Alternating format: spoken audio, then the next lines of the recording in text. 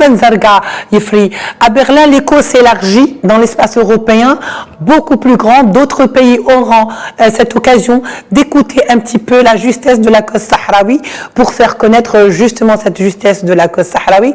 Une cause en pleine expansion, en pleine progression. Demain auront lieu des ateliers consacrés aux droits de l'homme et à la situation humanitaire dans les territoires occupés. Que pensez-vous de toute cette activité? Est-ce que vous ne pensez pas aujourd'hui que la cause sahraoui est en train réellement de gagner du terrain?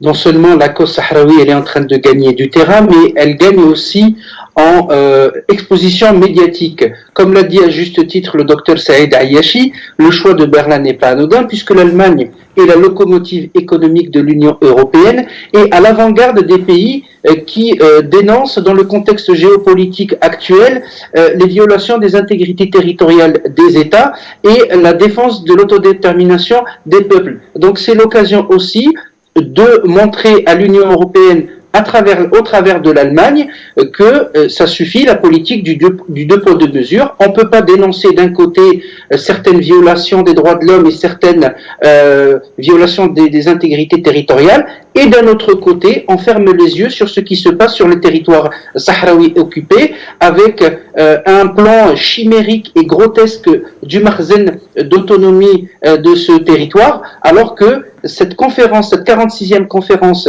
de l'Okoko, elle est claire, nette et précise. Elle doit permettre de dénoncer ces violations, mais surtout réitérer la demande du peuple sahraoui à l'autodétermination en passant par l'indépendance de ce territoire et surtout balayer d'un revers de main cette proposition chimérique de plan d'autonomie makhzenienne.